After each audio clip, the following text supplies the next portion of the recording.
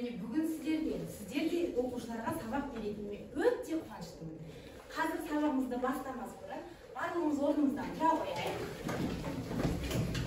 Денені тік ұстағын, екі аяқты жұптағын сіздер де қайталайсыздар. Оң қолыңды оң тұсқа, сол қолыңды сол тұсқа, созғындағы тұрмында бірде жоғары, бірде төмен, бірде жоғары, бірде төмен, келтір дағы қимылға. Өте тамаша, отыра беріңіздер. Қазір бізде балалар, сіздерге жаратылыстану сабағы. Сабаққа әзірміз ба? Өте тамаша. Олай болса, өтеге шолу мақсатында балалар, мен сіздерге сұрақтар қоямын. Және сіздердің алдыларыңызда бағалау дискілер жатыр. Бүгінгі сабақта әркім өзіне бағалау жүргізеді. Демек, сіздер қазір түрлі тапсырма орындау барысында мына дискларыңыздағы стикерді әр орындаған белгілеріңізге, жолақтарыңызға жабыстырып отырасыздар. Сабақ соңында өте жоғары ұпай жинаған оқушы анықталмақ. Жақсы ма? Дайынбыз ба? Жақсы. Олай болса, бірінші сұрақты тыңдайық балалар. Мұқият тыңдайық, орнымызда отырып жауап бермейміз, қолымызды көтереміз. Келістік па? Ал сіздерге сұрақ, күн жүйесінің ғаламшарлары қандай топтарға бөлінуші еді? Нұрали, айта қойыңыз, орныңыздан тұра қойыңыз, айта қойыңыз. Дұрыс, екі. Алу ғаламшары бар және жер топтары. Өте тамаша, бір балыңызды қояйық. Өте жақсы, Нұрали. Ал келесі, алып ғаламшарларды атаңыздар. Ал Кәусар, айта қойыңыз.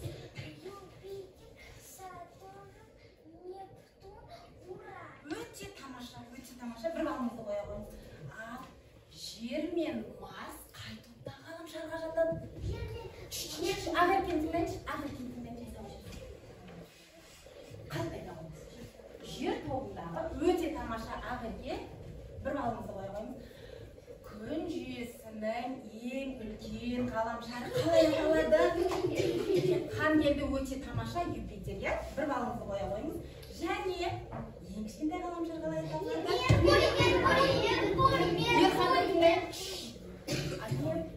Ең кішкентай дұрыс па? Сіз қателестіңіз, Ерхан? Кім көмекке келеді? Меркурий екен. Қалай екен, Ерхан? Меркурий келесі жол. Қателеспеңіз, бір балыңызға қоя қойыңыз.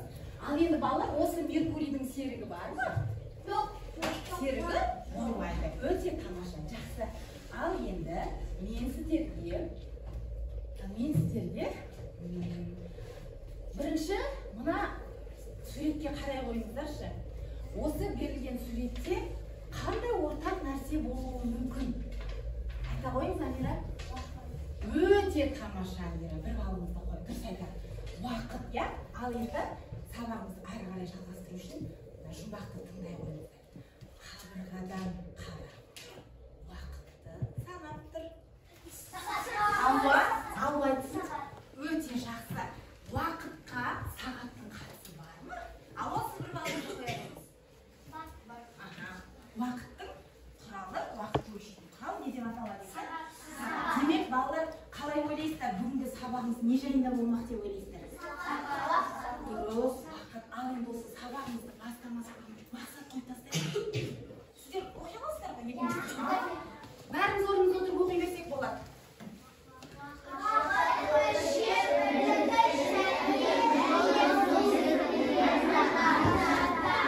Өте тамаша.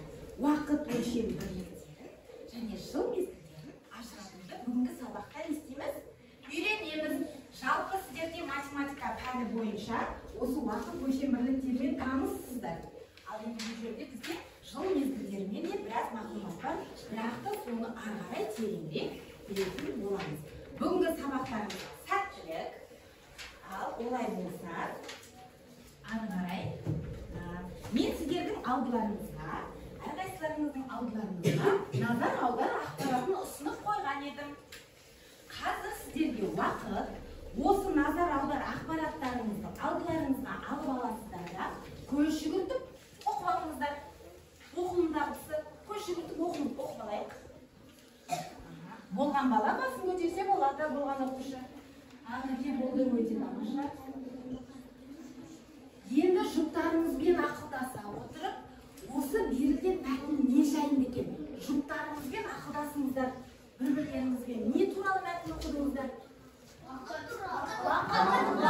Ең орныңызда отырып жауап бермейді, қолыңызды көтеріп. Мен ең бірінші Жаннұр мен Айзере болды, сіздердің ойларыңызды тыңдағым келіп тұр. Ал мәтін не оқыдыңыздар, айта қойыңыздар.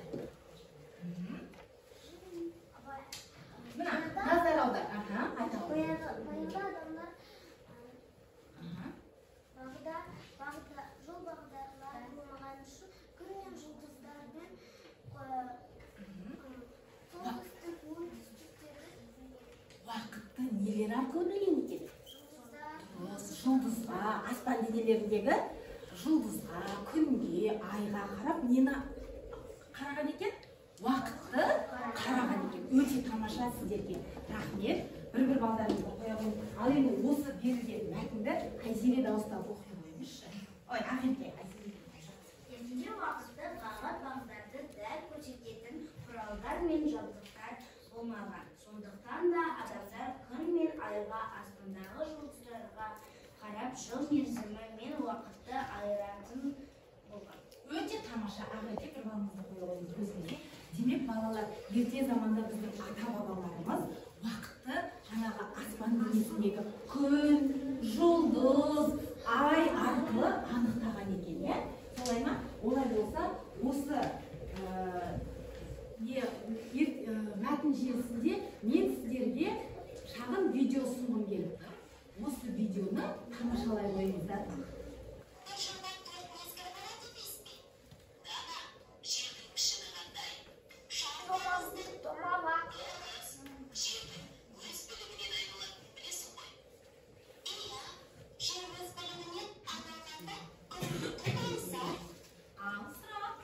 Жер өз білігінен айналғанда не істейді екен? Өте тамаша. Не деді? Жер өз білігінен айналғанда ерасыл бізге күн мен түннің ауысады. Ерасыл бір балыңызды қоя қойыңыз. Өте жақсы. Өте тамаша. Ары қарай тыңдап көрейік.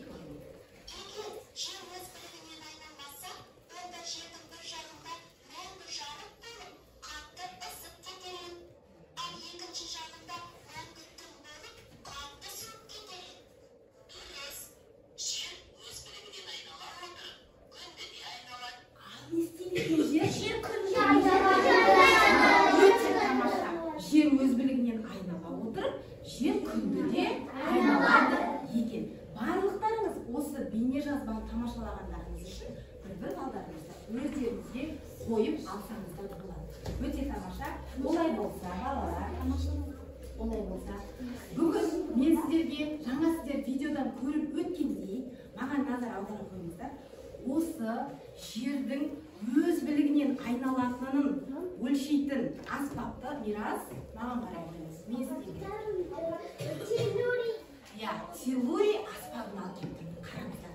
Бұл не? Жер. Келісесіздер ма? Мынау күн. Ал енді сіздер бақылай қойыңыздар. Не істеді? Не айналып жатыр? Неден? Өз білігінен айналып жатыр, иә? Осы кезде жаңа ғана айтып өткендей күн мен түн не істейді екен? Ал енді қараңыздар, жер өз білігінен айнала отырып не істеп жатыр? Осы кезде не ауысып жатыр? Жоқ, күн мен түн мына жерде ауысты ғой. Ал мына жерде кім айтады екен? Міне қараңыздар, өте Мирас, өте тамаша. Сізге ерекше бір бал. Дұрыс айтады балалар, қараңыздар. Тыңдай қойыңыздар.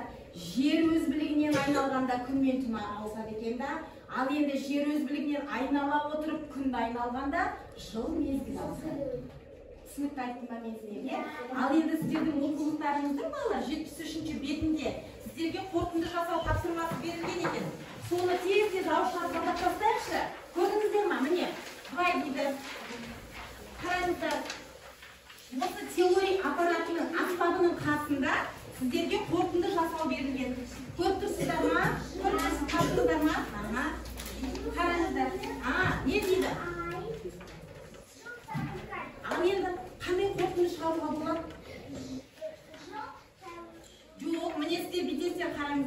мен сіздерге шағын бір көмек көрсетейін.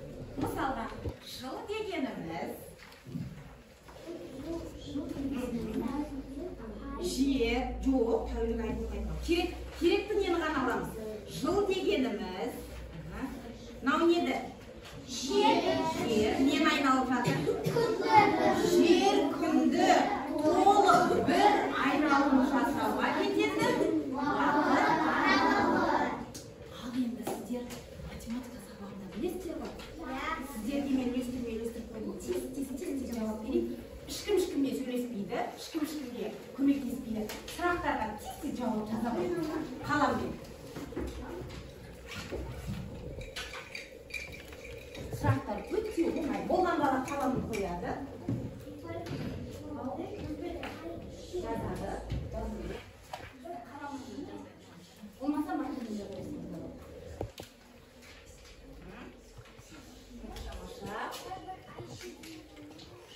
Bir ayda nechta kun bor? Aytib, bir balonni qo'ya qo'yib, topshirmangizlar. Agarki bir balonni qo'ya qo'yasiz. Nurali, sizga bir ball qo'yingiz, topshirmangizlar. O'zi tomosha, bir balonni qo'ya qo'yasiz. Yaxshi, bir balonni qo'ya qo'yingiz. Енді қалғандарыңыз парақшаларыңызға аттарыңызды жазасаңыздар, мен қазір жинап алам. Сол кезде мен апай болды. Жақсы. Енді қазір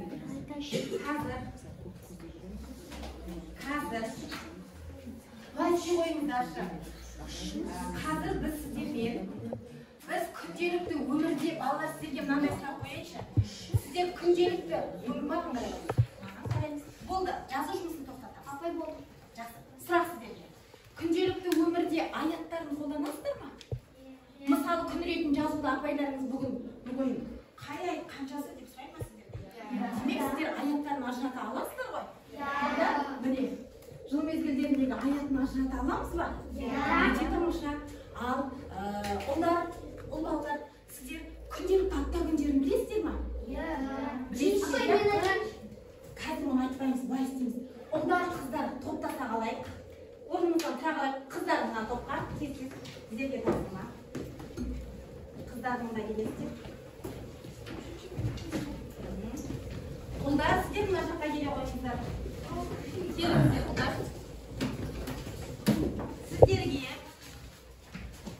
Сіздерге апта күндері, қыздар сіздер жыл мезгілдеріндегі аяттарын сәйкестендіресіздер. Экранды баса қойсаңыздар, дұрыс жауаптар шығады. Ашылды ма? Аха, начальды басайық. Апта күндерін табасыздар.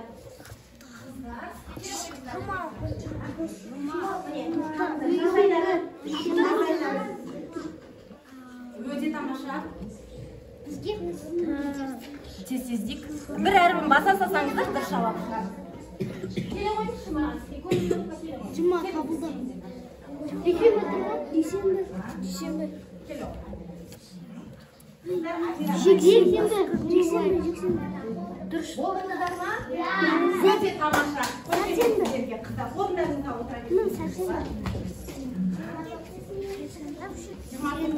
Өте тамаша қыз балалар.